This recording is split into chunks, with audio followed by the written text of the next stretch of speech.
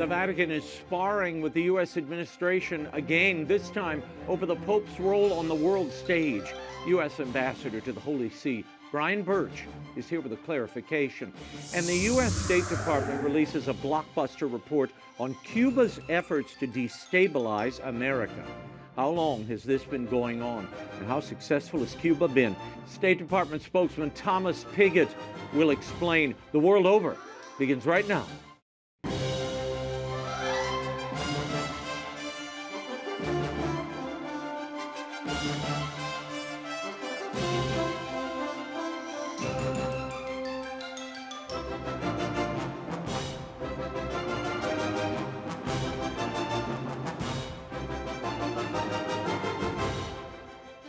Now, Raymond Arroyo. A warm welcome to all of you joining us in the United States and the world over as we celebrate our 30th year. One of these days I'm going to get a big 30 right behind me, but I may have to wait a while for that one.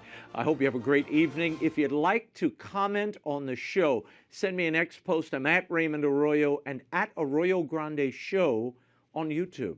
He is the United States Ambassador to the Holy See. He found himself in the headlines recently after the Pope made history by visiting a U.S. embassy where Ambassador Burch and his family hosted the Pope for a July 4th dinner. For more on the relationship between the Trump administration and the American Pope, please welcome Ambassador Burch to the program. Brian, thanks for being here.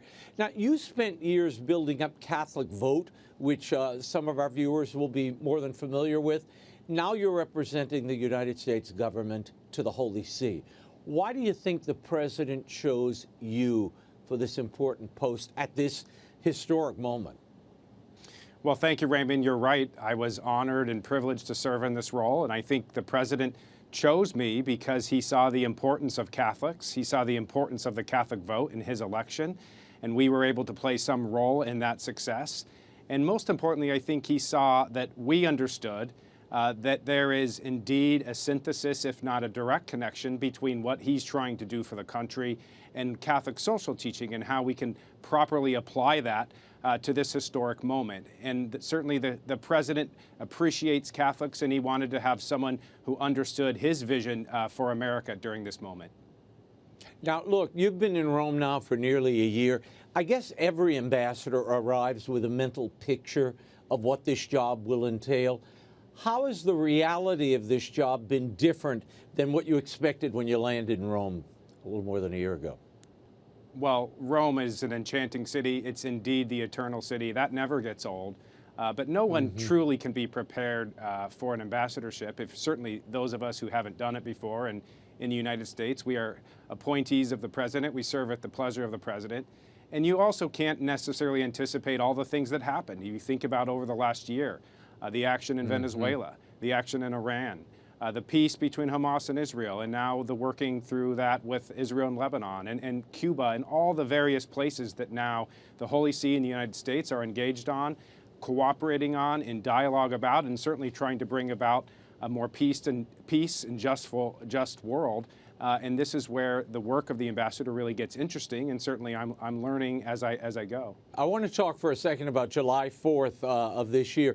You hosted Pope Leo at your residence, and he sat down with you and the family for ribs and Chicago-style hot dogs, apple pie, to celebrate the 250th of the country. What was that evening like? I want to begin there. I imagine you never anticipated anything like this. And was the Pope there as a celebrant, or was this a diplomatic obligation for him? Well, you're right. It still seems somewhat surreal when you open your front door for July 4 dinner and there's the Pope.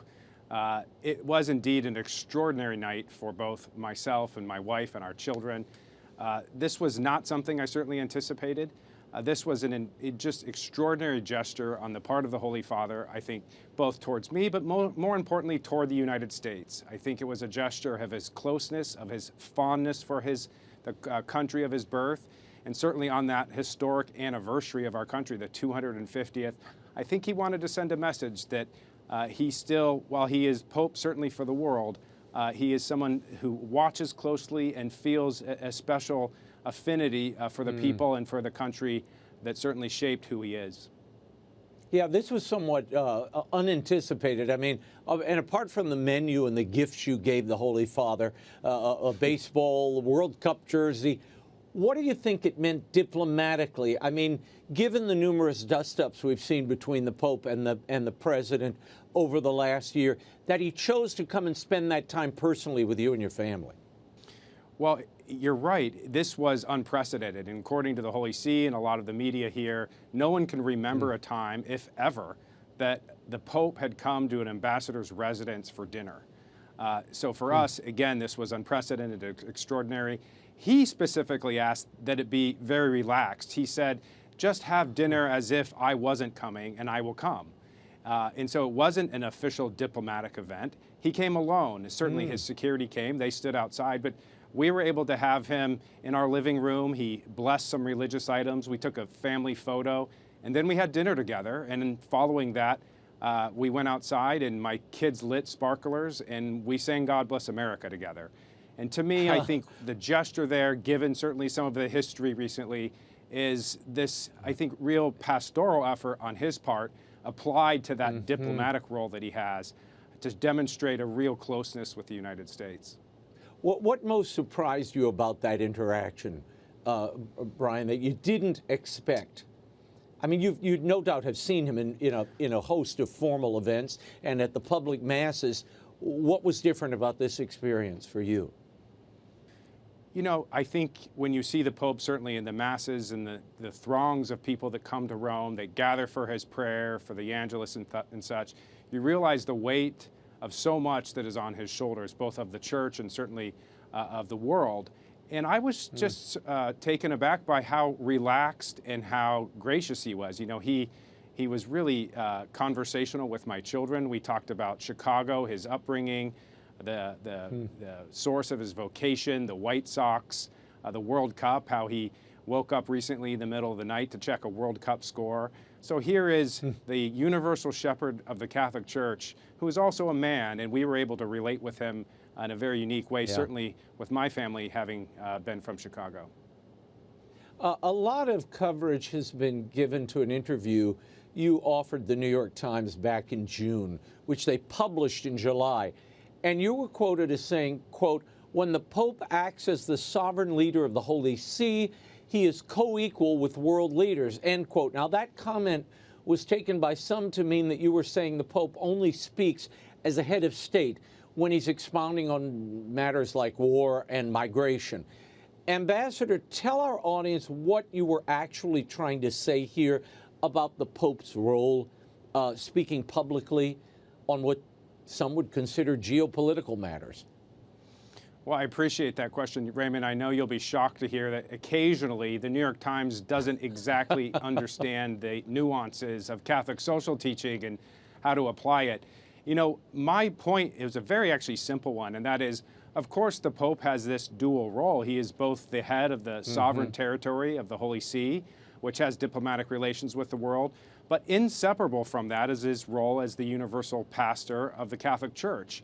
And when he acts, he certainly acts in such a way to call the world to these high moral principles, to the ideals of what all humanity, how we ought to live together.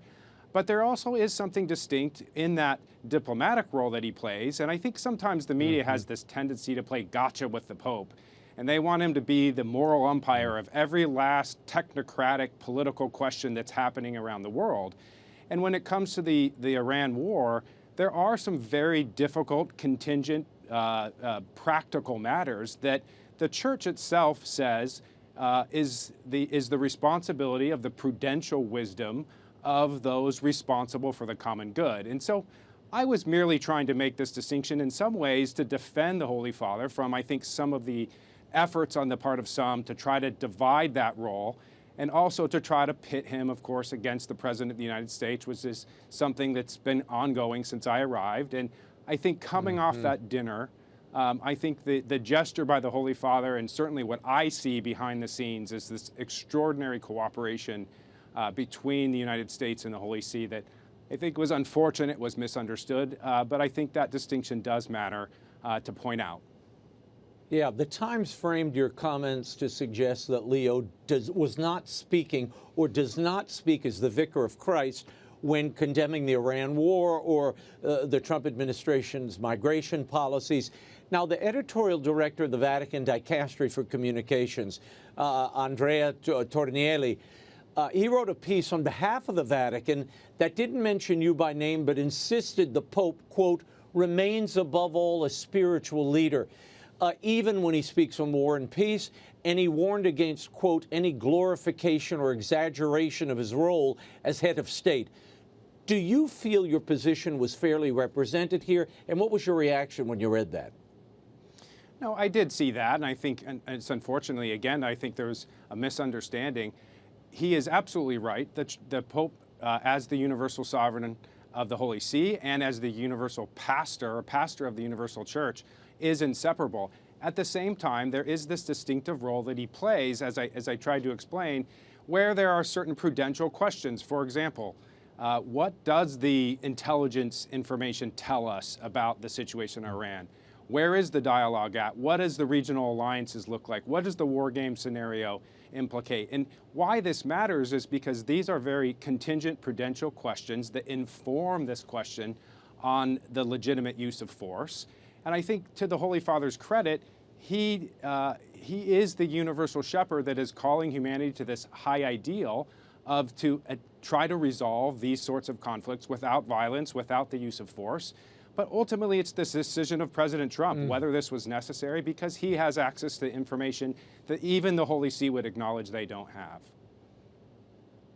What kind of papacy do you see Leo XIV building here? And what struck you about his leadership that you didn't anticipate when you took over this post?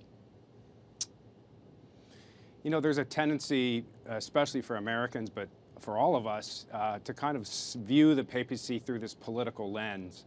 And I think this is a pope that clearly is patient. He's very reflective. He's moving very carefully. And I think this is going to be a mark of his papacy, that he doesn't react quickly to events. I think he's looking to try to bring the church together, and we're very aware of the various divisions and things. This is a pope I think truly is a shepherd in the best sense. Your job description clearly states that your first duty is to the president and the American people. Ambassador Burch, how do you reconcile the two worlds, if you will, as an employee of the U.S. government serving at the pleasure of the president, and yet as a faithful Catholic to the leader of your faith? It's a great question, because it's true. I came from a role where I was largely defending the teachings of the church, the role of the church, the application of the church to American politics. I certainly still believe all that. I didn't check my faith at the door when I became an ambassador. I just have a very different role now, a distinctive role, representing the president and the administration, as you suggest, serving at his pleasure. And my job is to help the Holy See to understand what U.S. policy is attempting to do. And I've tried to help explain that in nearly every case, there's no disagreement on the ends. There's no disagreement on peace, on disarming Iran, on the need for interreligious dialogue, for religious freedom. Where the challenge comes is the means to get there. And there is going to be disagreement. And if there was no disagreement, we wouldn't need an ambassador. And I think one of the blessings that I have is to try to synthesize that. And I do believe this president and the administration very much understand and take seriously the great body of thinking that informs Catholic social teaching. Certainly the vice president, the secretary of state, both well-known Catholics that are wrestling with these sorts of public policy questions, very much informed by their own Catholic faith. And I'm blessed to be a part of that conversation. Brian, do you wonder, I mean, I've said publicly, I'm not telling you anything I haven't said in public, that the Pope should relieve himself of these weekly scrums that he does, sometimes twice or three times weekly scrums, where the media lines up outside of Castel Gandolfo or near the Vatican, and they kind of pop questions at him, and he reacts to news. I think what that lends itself to is the media sort of creating a narrative and guiding the Pope to swing at every ball and create this tit for tat, if you will, in the media, where it sounds as if the Pope is responding to the president, and then, of course, the president reacts and the Pope responds again. We've seen this dynamic through the year. Your thoughts on this? I mean, this is kind of something new in the papacy that we're seeing with the dedicated scrum times where the media knows they will have access to the Pope and can kind of throw these questions at him. Do you see that as an obstacle to the diplomacy that you're trying to create between the Vatican and the White House? Well, I guess it depends on how he responds each time. Sometimes I like it, sometimes I don't. But in general, I think the scrum is probably the right description. You know, it used to be Pope on a plane, now it's Pope outside Castel Gandolfo. What are we going to hear? But I think to your point, it often becomes a place for journalists and the media to play gotcha with the Pope, to try to pin him on some, latest controversy or political question. When if we go back to the New York Times interview, that role as a universal sovereign, I think, ought to rise above that sort of, back and forth with the media. And so, in general, certainly I defer to his judgment on whether or not he thinks that's the best place to deliver a certain message. But in general, I kind of prefer the old way where when the Pope spoke publicly, it was prepared, it was well thought out. But this is part of that pastoral dimension of the modern papacy that I think each Pope kind of adapts to themselves. And, I will say this, at the dinner, we did talk a bit about this.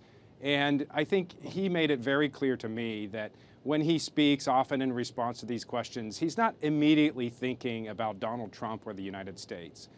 He's thinking about his role as the pastor and shepherd of the church and the world. And too often through this media lens, there's this kind of sense of, well, it's just the Pope versus the president. I think that's unfair to the Pope, and in some ways, those sorts of scrums, I think, lend themselves to that. Yeah, no, I share your concern, and that's what I imagine. I mean, look, this is also a man who, before this, he worked in the Vatican dicastery, and he was, head of a religious order, or working in the missionary fields in Peru.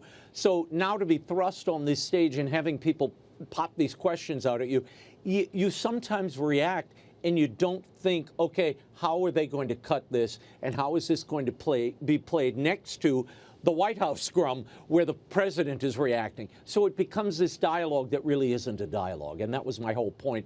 And I'm glad he at least has an understanding of how that's been depicted in the media, and not always favorably to either party.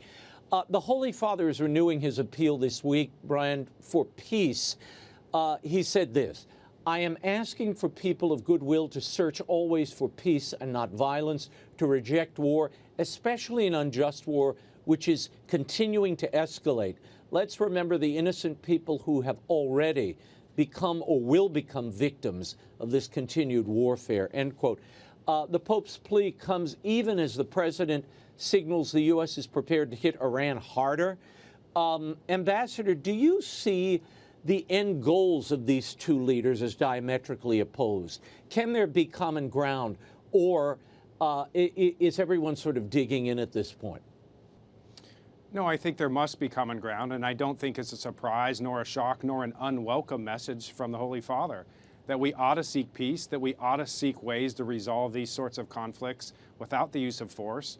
But as you know, original sin exists, and there are evil people in this world with evil intentions that, if they aren't stopped, certainly can do enormous damage, catastrophic damage in the world. And in the judgment of the president, this was a necessary action to disarm Iran, to prevent them from building a nuclear weapon, and certainly to prevent them from the continued slaughter of tens of thousands of innocent people, both this year and hundreds of thousands of innocent people through terrorist proxies around the world.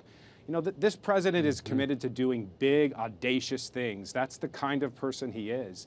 And this is a very challenging moment. Certainly, we're in a very challenging stage of this. But I think if we are to look beyond and where we may be headed, we have peace between Israel and Hamas. We have ongoing negotiations between Russia and Ukraine. And you have the possibility, the real possibility, of a durable peace in the Middle East. Certainly conversations ongoing between Israel and Lebanon. We may see, as we get through this, that the president's big, audacious goals have been met. And I think people may look a little differently at at this entire issue. Before we run out of time, it was announced this week that Catholic Relief Services sent its first humanitarian flight to Cuba. There's a $60 million award that Secretary Rubio he had a $100 million plan, and he offered $60 million of that to Catholic Relief Services. Now, the State Department says that this reaches everyday Cubans, this humanitarian relief, suffering under what it calls the communist regime's kleptocracy, brutality, and economic incompetence. Ambassador, talk about the significance of that partnership, and is this a model for the church and the U.S. government working together, in your mind? Well, yes, of course. When it comes to humanitarian assistance, let's remember the United States is the most generous country in the world by far. And the president, again, under that big, audacious model that he has, ended a government assistance, foreign assistance program that was ripe with corruption and bureaucracy, that was doing very little at the end of the day.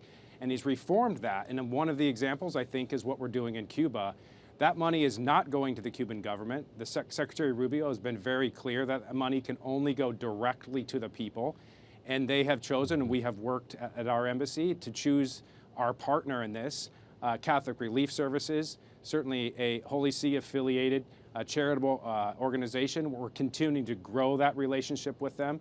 And I think one of the goals of this president is to expand this partnership between faith-based organizations that are often the ones doing the real work on the ground around the world, the best ROI for taxpayers, and certainly the most important work being done to help both protect the safety and security of Americans, but to stabilize some of these places like Cuba. Ambassador Brian Burch, I thank you for your time. Thank you for coming in, and we'll check in with you soon, I hope. Thank you, Raymond. Great to be with you. The State Department this week dropped a bombshell 100-page report naming Cuba the capital of 21st century communism and accusing Havana of running an espionage and influence network aimed squarely at undermining the stability of the United States.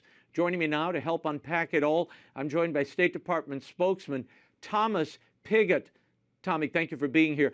The new report, Cuba, the capital of the 21st century communism, alleges Havana has run an espionage and influence operation more sophisticated, in the report's words, than the KGB ever managed.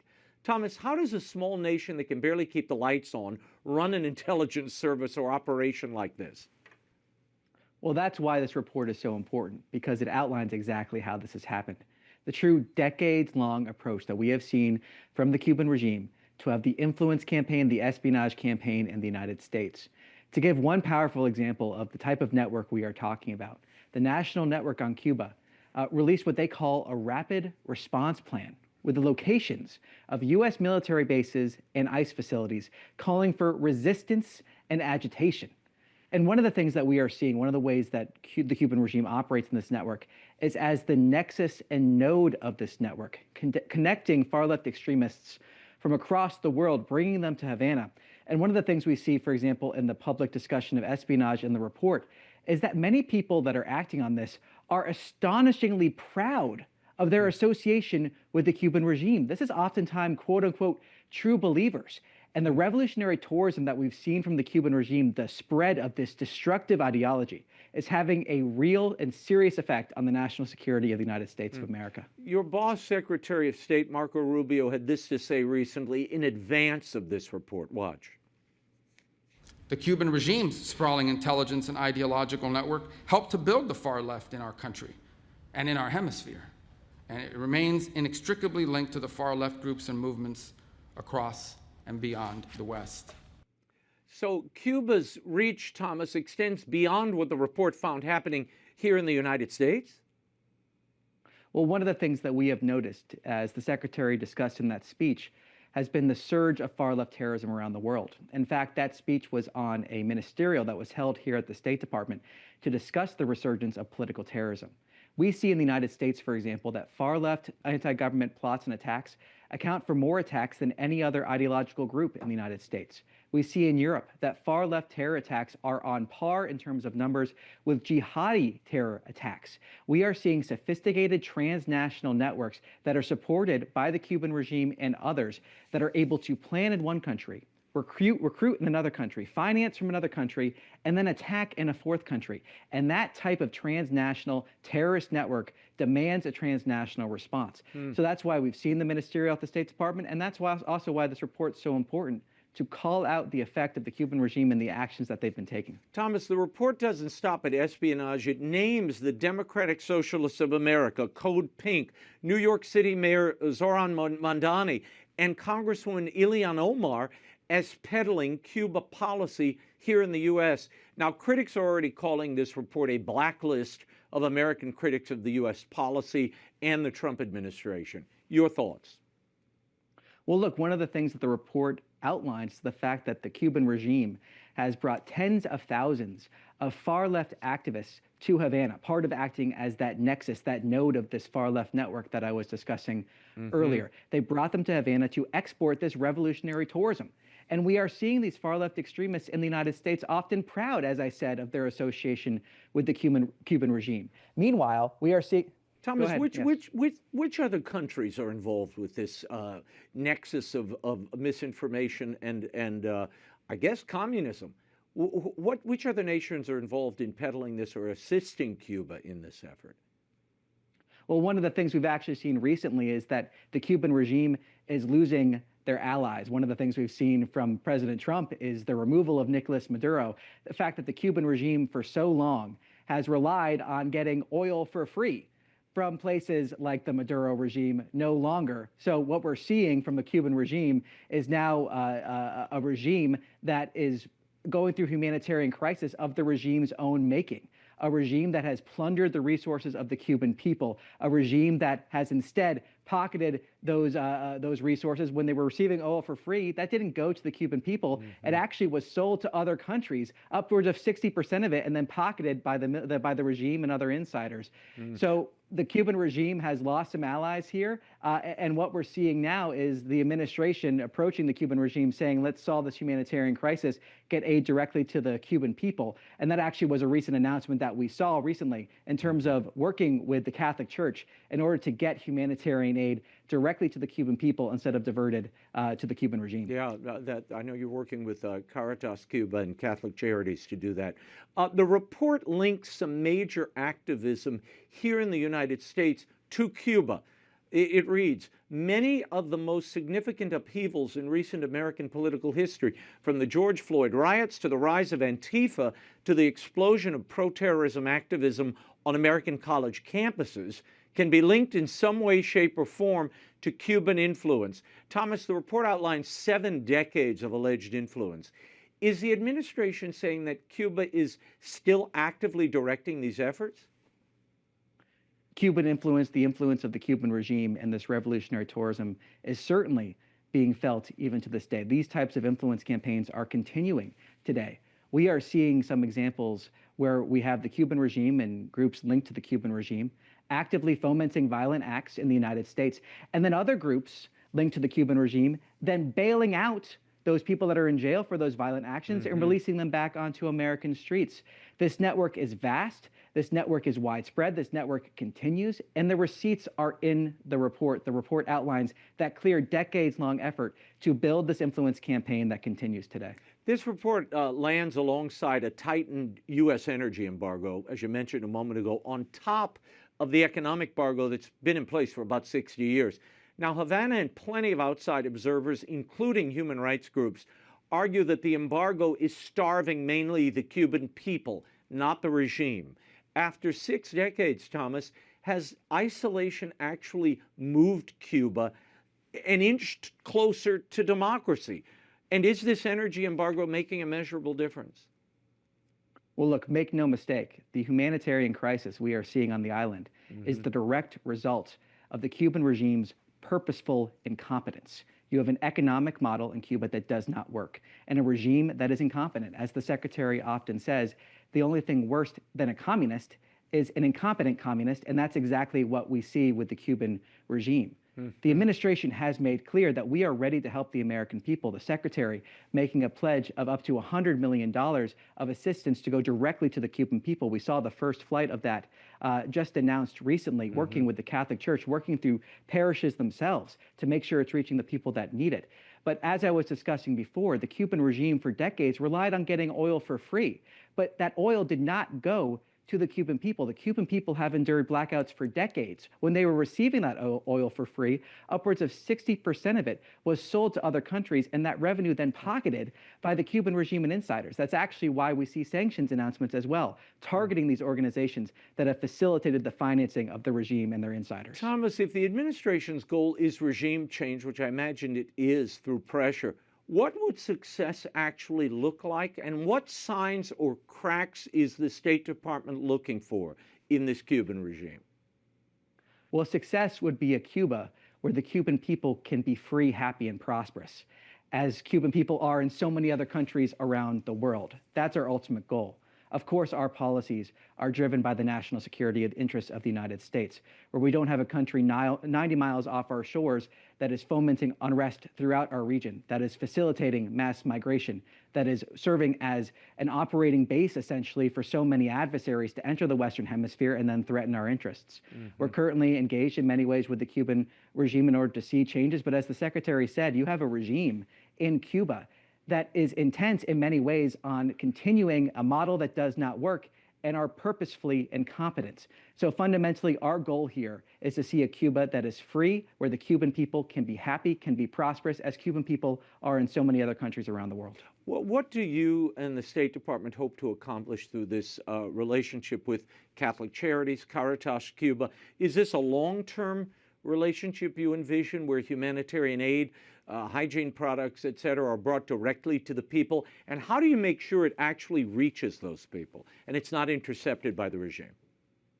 Well, this shows fundamentally that we are on the side of the Cuban people, that we see the humanitarian crisis that's been brought about by the regime, and we want to address it. This is building actually on the partnership that we had with Caritas after Hurricane Melissa, the ability to get aid directly to the Cuban people. And so we see that $100 million commitment. We saw the first flight going through the Catholic Church, working with Catholic Relief Services, and parishes on the ground that can go to parishioners where this aid can make sure it's not being diverted by the regime. So we're dedicated to helping the Cuban people, making sure assistance reaches the Cuban people, but through organizations like Caritas, Catholic Relief Services, the Catholic Church, so it's not being diverted, it's actually going to people that need it. We know religious liberty has been a big priority, I know, at the State Department and particularly for Secretary Rubio. Cuba says it guarantees freedom of worship for its people, yet reports suggest that religious practice is heavily regulated. Beyond aid, what does the State Department read on the state of religious liberty in Cuba right now, and what is it prepared to do to support that fundamental human right? Well, religious liberty, of course, is a priority of President Trump. He has discussed this both with regards to Cuba, but also around the world in terms of where we see persecution of Christians and making sure we bring that to an end. A high priority here from the State Department. Of course, we continue to call on the regime to release political prisoners. That's part of the continual call we have seen from the Trump administration, from the State Department under Secretary Rubio. So it's a high priority. It's something that we value immensely, and it's a value that we're continuing to push for and protect around the world. Thomas Pigott, thank you so much, spokesman for the U.S. State Department. Thank you for your time. And you can read the full report, Cuba, the Capital of 21st Century Communism, at state.gov. Thank you, Thomas. Thanks for having me on. Over on the Arroyo Grande podcast, I have a long-form interview with classicist Patrick Denine. We talk about the Odyssey, what it means today, and what Christopher Nolan may have gotten right and wrong. And up there also is my interview with screenwriter Randy Wallace. We made headlines last week when Randy shared comments Mel Gibson made to him before they began work on the forthcoming Resurrection movies. The full Arroyo Grande episodes are on YouTube at Arroyo Grande Show or wherever you get your podcasts, Spotify, Apple, iHeart. Be sure to subscribe so you never miss an Arroyo Grande show. It's free. And the Prayerful Posse this week is one you do not want to miss. That drops Friday. Go to Arroyo Grande Show wherever you get your podcasts. Earlier this month, officials from the International Association of Exorcists met with Pope Leo XIV at the Vatican. Now, they brought with them a formal report and a warning. Cases of occultism, Satanism, and demonic possession are surging. They're asking for trained exorcists in every diocese. Here with his unique perspective is the exorcist of the Diocese of Nashville, Father Dan Rehill. Father Dan, thanks for joining us. Pope Leo met with this International Association of Exorcists on March 13th. They claim growing numbers of people are entangled in the occult, in Satanism, and in so-called esoteric practices. And obviously, all this has severe spiritual consequences. Is that consistent, Father, with what you're seeing in your ministry? Well, ironically, no. I mean, Tennessee, for some reason, seems to be in this bubble of resurgence of faith. And we have record numbers of people coming into the church this Easter. And it's happening in a lot of places. So I think overall there's a greater evil in the world. But happily, I'm not seeing a surge here, not like I did during COVID. Wow. Yeah, tell us about that. We talked about this on the podcast a few weeks ago. Why is there a rise in the demonic? I mean, you are getting more calls, not only from Catholics, but from people outside of the faith, right? Mm-hmm. Yeah. Well, there's a couple of reasons. I think people are making a conscious decision to step away from organized religion, and that's a problem in itself. There's people that don't want to have anything to do with God or with Jesus, and have said, I'm not religious, I don't want to be bothered. And, we just had it last week in the third week of Lent. The gospel was where Jesus says, if you're not with me, you're against me. And what people don't realize is there's no neutrality. There's only two kingdoms. There's God, his saints and angels, and then there's Lucifer and his demons. And those are the two kingdoms. You're in one of them. There's no Switzerland with the spiritual realm. Yeah. You mentioned a moment ago that COVID was a cause for an uptick in the demonic. Why? Explain that to people quickly, Father. It was the first time in 2,000 years that the church closed universally around the whole world. There were no masses, public masses. You take the sacraments away from the people, and there's going to be a void, and the devil comes right in to fill it. On top of that, people were given, money was being paid out by the government to just sit home and do nothing. And idleness is never a good thing for humanity. Yeah. Father, let's talk for a moment, and I know you spend a lot of time warning people of this, but though there are people who are coming, and I see a lot of young people, I agree with you, coming into the church. Certainly here in New Orleans, I see it in D.C., New York even. My son was at college at New York, and the place is booming in some of these parishes, in Greenwich Village. Young people just want faith. At the same time, there are also other seekers, if you will, who are reaching out to Ouija boards and fortune tellers and this sort of thing. What doors are people opening that invite the demonic into their lives, perhaps unaware? Well, one grave sin is enough to be possessed. It rarely happens that way, but it only takes one grave sin for a person to open themselves up to a demon entering in. Now, this stuff, the Ouija board's still marketed as a game. It's not a game. You're opening yourself up to demonic forces that come through. I had 3 cases in 1 week just from Ouija boards. And one such case was a bus driver who, at the end of his route, found it on the back of the bus, brought it home, let the kids play with it, and heard screaming coming from the basement. And they said the thing's moving on its own. And the dad said, well, that's, we're not going to play with this anymore. He threw it out. But the kids had night terrors from that night on, and then started having suicidal ideation. And that's when he called the diocese. I said, I think I need some help here. So it's a terrible idea to be dabbling in witchcraft or occult, thinking it's just a game. Yeah. You've described the hierarchy of demonic attacks and the fact that it's rarely one demon involved. Father, who are most vulnerable to these attacks in today's society? Are we talking about a particular age group, a generation?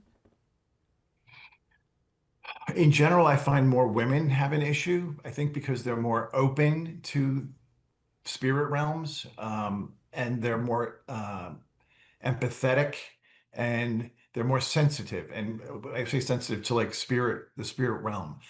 Having said that, it doesn't mean it's just women. Men who are having, who are involved in sexual relationships that's not inside the marriage, that's another door that will open to demons. And so in that regard, I think guys are opening themselves up in that way, or addictions to pornography, other things like that. But the worst thing they can do is participate in any kind of occult practice or witchcraft. That's a direct, it's like a wide open cave Yeah. saying, come in here, inhabit me. And people do it thinking it's not real, or it's not what the people say it is, or I don't believe in the devil, so it's not going to hurt me. Whether you believe in him or not, he doesn't care. All he needs is the permission. The Right. demons need permission. And when we sin, we're giving them permission. When we step away from God, we're giving permission, as particularly in mortal sin, that we're severing that relationship, saying, I don't want anything from you anymore, God. I'm going to go it on my own. And that's their heyday. You're just saying, Yeah. you've just separated yourself from the flock. Now you're in trouble. The International Association of Exorcists, they are asking for clear guidelines for bishops, more training, and at least one qualified exorcist per diocese. Father, how serious is this spiritual crisis in the church now? And what is Pope Leo's willingness to receive the report and to host these exorcists? How do you interpret it? And do they need more than one? I have two, and we're a tiny diocese. I mean, we're a mission diocese. We only have 53 parishes, and we're busy. We're busy. Chicago, I think, has 4 or 5. So, no, I think the more the better. Remember, before Vatican II, every seminarian went through a level of training in exorcism. It was part of your formation process: lector, acolyte, exorcist, deacon, priest. So everybody was trained in it. Nowadays, they don't train anybody in it except the ones who actually become exorcists. So that's a huge deficit to the church. Is it a problem? It is a problem. Pope Benedict mandated this. Every diocese must have an exorcist. And despite that mandate, many dioceses said, we're not doing it. We're simply not going to do that. I have people calling me saying, can I fly in so you can help me because we don't have an exorcist here? And I try to explain to them, it's rarely a one and done situation. So, although you may get some temporary relief, it's not a long-term solution. I know of a case in New York, upstate. I'm not going to name dioceses, but one of the dioceses didn't have an exorcist. They have a possessed woman who happens to be a relative of somebody on an exorcist team in Illinois. She goes to the neighboring diocese, which is just 20 miles across the border there, and says, can you help me since we don't have one over here? And that bishop said, we're happy to help you. I just need a letter from your bishop. The bishop wouldn't give the letter. I mean, deliberately causing this woman to suffer.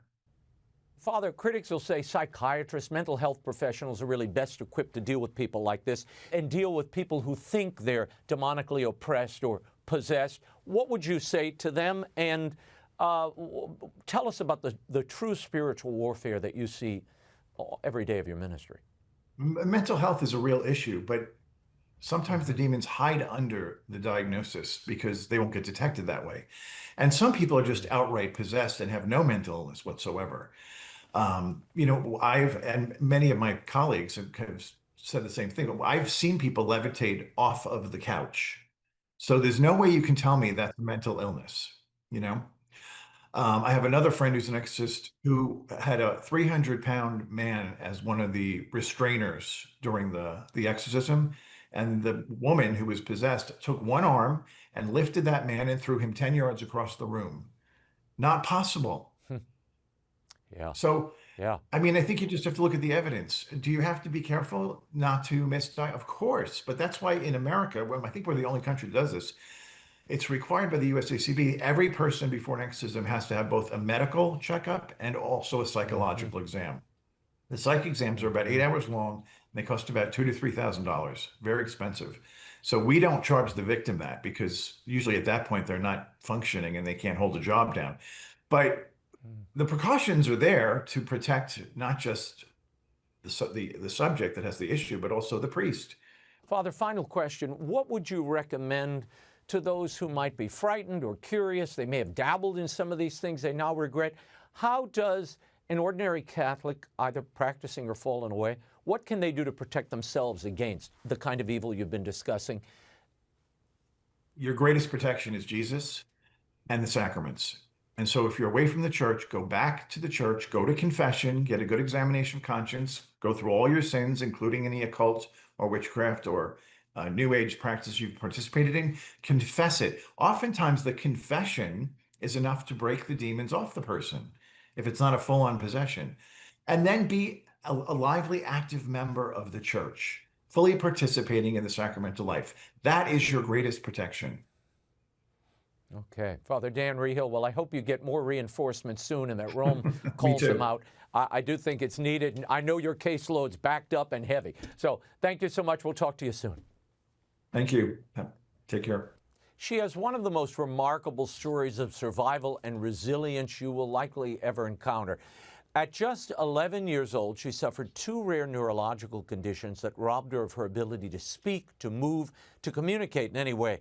For 4 years, she was locked inside her own body, fully conscious, but completely unreachable. Her eventual recovery was miraculous, but not without its own mental and physical trials. She's written an inspiring new book about her experience. It's called The View is Worth It, Unlocking the Beauty in Life's Peaks and Valleys. Please welcome to the program Victoria Arlen. Victoria, thank you for being here.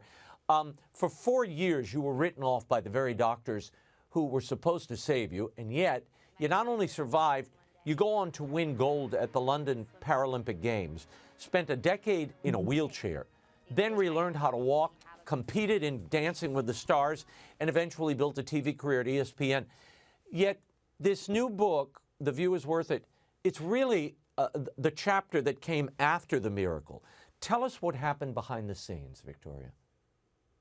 I mean, this is the story that's never been told, and I wasn't quite sure I'd ever tell it, to be honest with you. But I think the crazy thing, I mean, among the many other crazy experiences I've been through, is no one really talked about the trauma part of that whole ordeal and everything that I'd gone through, because I came out of that vegetative state. I was 15 years old. And then right away, I'm back at school and I'm swimming, and then my story's out there, not on my terms. And so it kind of, all of a sudden, you know, my trauma was being glorified, and I didn't really know that it was okay to not be okay. So I was dealing with debilitating anxiety and really intense depression and these panic attacks that I thought was normal. And it really all came crashing down in 2021, where I tried to take my own life, and had my mom not picked up the phone when she did in the middle of the night, I wouldn't be here today. And that was the first time I was able to just say, I'm not okay. And I have not addressed traumatic stress of this. And then I go on this healing journey, because my mom said this very powerful sentence to me: it's okay to not be okay. And I thought that was just absurd. I was like, what are you talking about? And everyone had always expected me to be okay. And so when I was finally able to be open and honest, that was when I started this healing journey. And that's essentially what inspired this book, because I realized I had such an awareness at this point of how many other people are suffering in plain sight like I am, and how many people just need resources. You coined a term in the book, rock bottomville. You were this young woman who defied every medical prognosis. You're appearing on major television networks, speaking to Fortune 500 companies, and yet you described silently wanting to end your life. What did that rock bottomville look like and feel like to you? I mean, I think it ranged in different times, because at some of the highest moments of my careers and success, I was, you know, crying in my hotel room or debilitated in my dressing room. And then I knew how to put on the face, right? The show must go on. So I knew how to get on stage or do a show. And then, you know, I didn't realize it wasn't normal to then, you know, get home and not be able to go to the grocery store, because I was just so debilitated with anxiety. So I think rock bottomville for me was a journey, if you will, but the real rock bottom, I'd say, was that night that I tried to take my own life, because I just, at that point, I couldn't do it anymore. I just really thought everyone would be better off without me. And I know that's not true, but I think at the time, I just wanted the pain to stop. And did you call your mother, or did she call you in the middle of the night?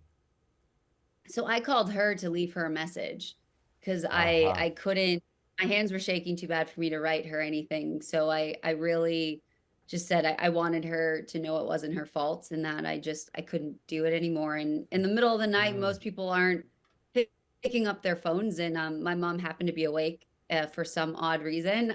We know it was divine intervention because she picked up the phone and she just met me where I was. I always say, I was drowning and she just jumped in the water without a hesitation. So that really, the fact that she picked up the phone quite literally saved my life. Yeah, I think a lot of people, particularly when you're in the public eye and you're operating at the level you are, when you're suffering from, as you mentioned, PTSD, anxiety, I think there's a lack of awareness of what happens beneath the surface and what you're carrying with you. And yet, all the world sees the miraculous victories and the recovery, and that becomes, kind of the impression of you. There was a line you used here, and that struck me. You talk about the crushing pressure of being labeled the successful survivor, Victoria. Talk about how that label actually trapped you.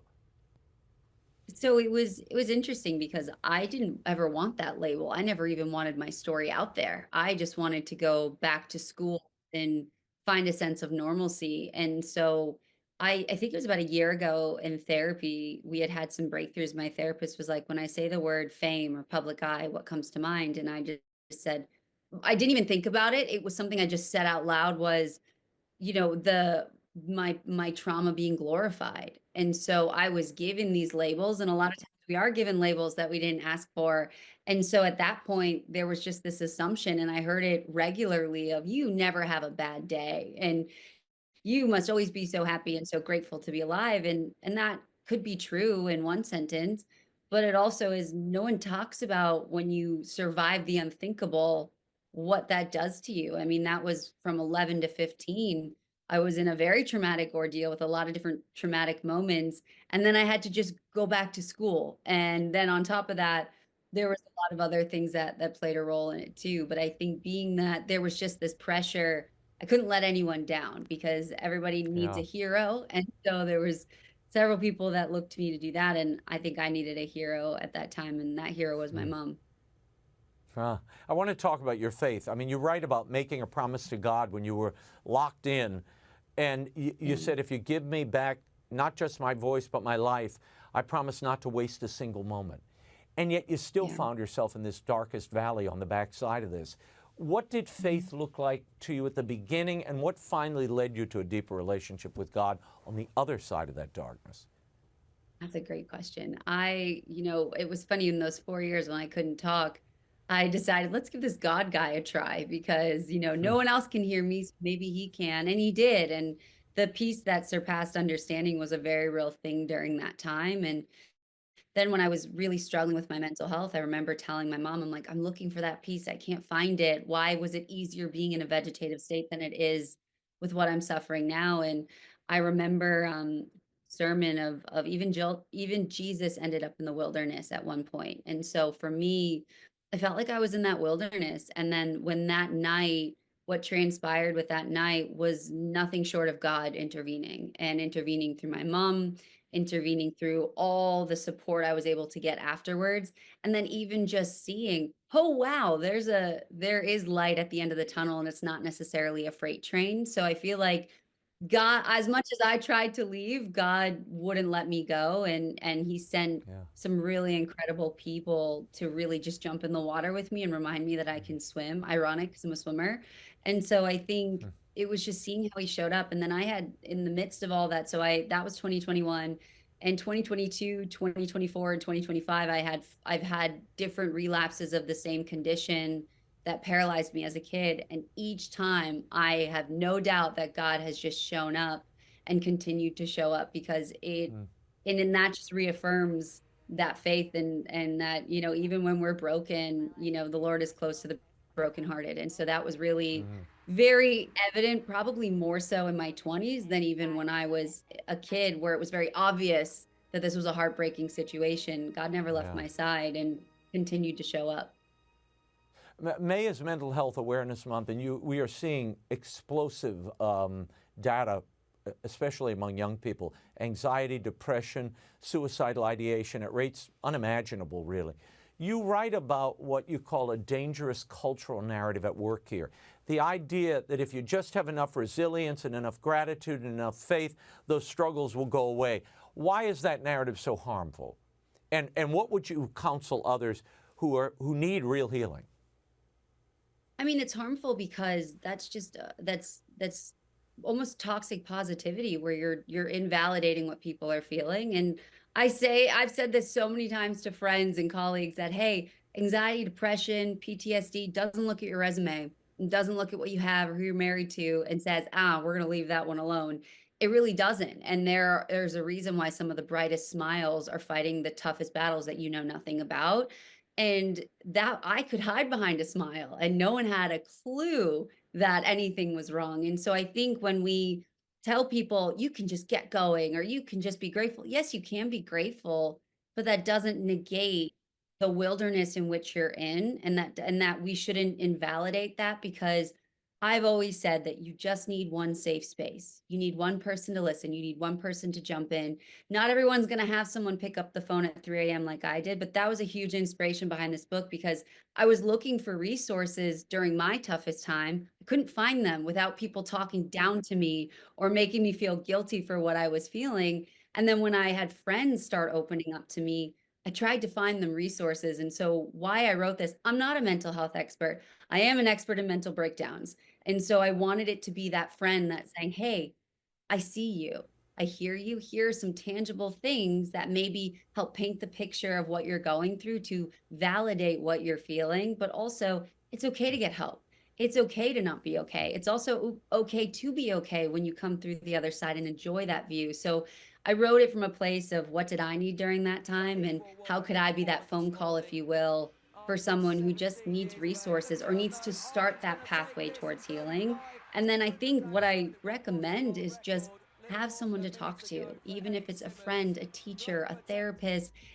Doesn't matter. You just need someone that's going to jump in the water. And there are people that will. I didn't think there were for me. And boy, have several people jumped in the water for me. And I wouldn't be here today without them. So I think it's knowing that you're not alone, knowing you're not crazy. You're a human. And my mom and I always say we're spiritual beings having human experiences, and it's hard to be a human. And so it's really just realizing that you're not okay. That's okay. You can be okay. And that's why I said I called it The View is Worth It, because the toughest climbs do have the prettiest views. You just have to keep climbing. Yeah, The View is Worth It, Unlocking the Beauty in Life's Peaks and Valleys by Victoria Arlen is available now at bookstores everywhere and online. Victoria, thanks for being here. Thank you so much. That is all the time we have for now. Be sure to catch us next week. Until then, we'll be scouting the world over for all that is seen and unseen.